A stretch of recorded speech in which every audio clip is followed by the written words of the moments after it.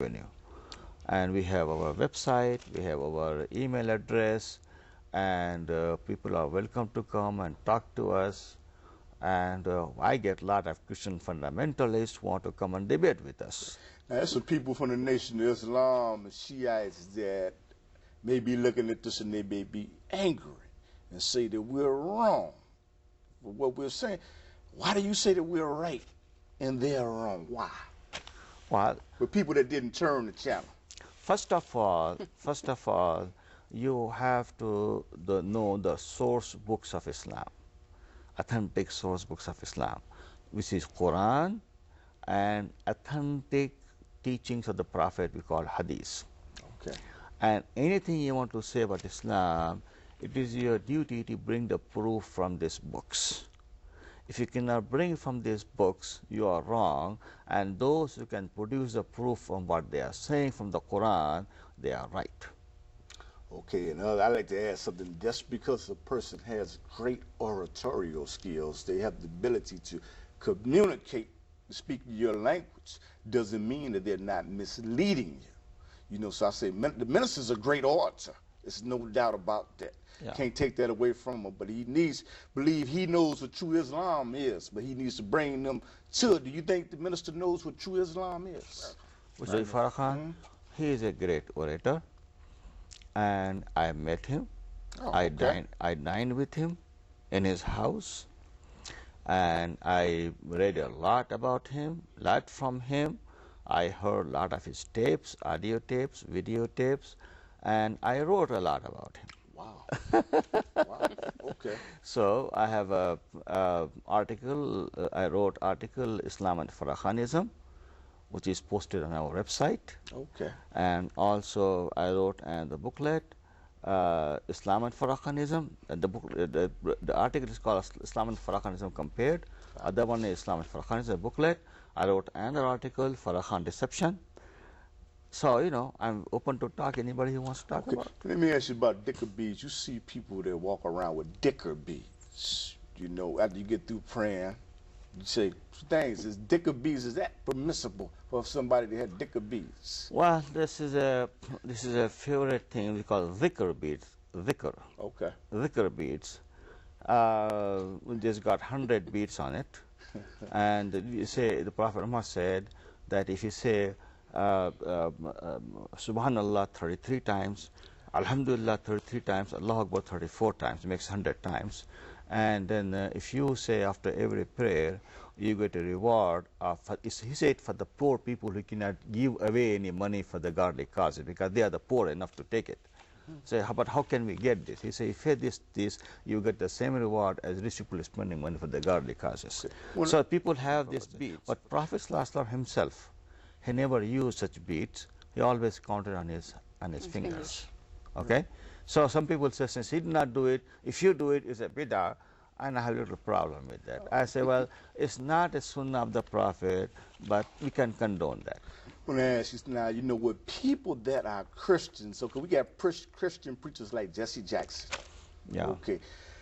Clay Evans, you see Jeremiah White, Johnny Coleman, and you know, I forgot some of the other names, and Reverend Brazier. Should they embrace Islam over Christianity, and should people that follow them, should they embrace Islam and come the way you worship and the way I worship? And why?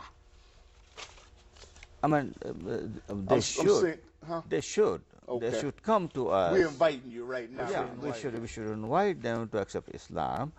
And if they are looking for the truth, they will come to Islam, surely. The problem is Muslims, they are the problem.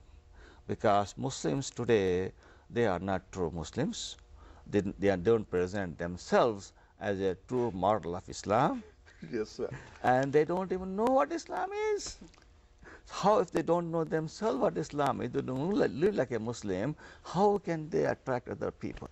So people that are in their flock should come on and investigate Islam, even if your minister says, don't go. Because your minister, I have to put this out here. You know what kills me about the ministers? You know, you have politicians go to the ministers' churches to get them to vote for them, but they're still selling drugs in the community. How come the ministers like Johnny Coleman, Jesse Jackson don't demand that these politicians get the drugs out of the community.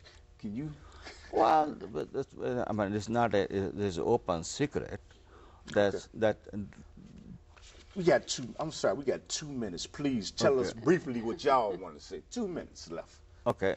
Okay. All I want to say is that just avoid the drug problem, because everybody knows the drugs coming from the government itself. They're promoting drugs. The real solution for peace and justice in the world is Islam.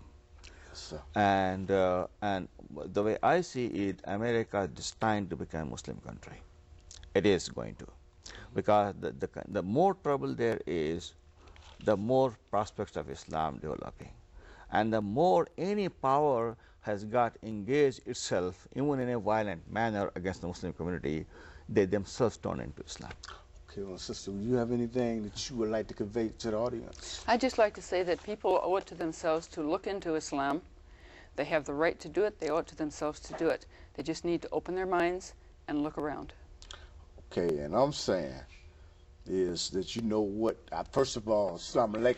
Thank you for being a guest on the Underground Railroad. Thank you for coming in. Assalamu alaikum to you. Walaikum Like I assalam. said, we don't shake Islamic sisters' hands for people that's watching. And people need to investigate Islam. You got preachers like Reverend Hinton, Jesse Jackson, and you know what? You need to come down to where he worships at, or where I worship at 8726 South Halsted, and investigate Islam. Not just the preachers, but the people. We doing the dawah right now. That's right. You need to investigate Islam. If there's a question in your mind, a question mark, that what they're saying might be true. I don't know, but you know what? To investigate, you need to come down and get some type of knowledge. And again, Brother Omar, I want to thank you for training Brother Omar, because he's good, young, help, and people was enthusiastic about seeing him on television. And you know what? They was enthusiastic. Yeah, no, you got to wind on down, and you know what? I hope y'all come back next year, because that's when I'll be back. But I hope you come back and start your own show down there. Okay. Okay. Inshallah, we'll be back. Yeah, and God willing. Yes, man. And I greet everybody in the words of Assalamu alaikum, which means peace and blessings be upon you, and mention both Jesus and Muhammad's names. Peace be upon them both, because they were both messages of truth and reality. Peace. These are my friend's words. Zazelle, peace.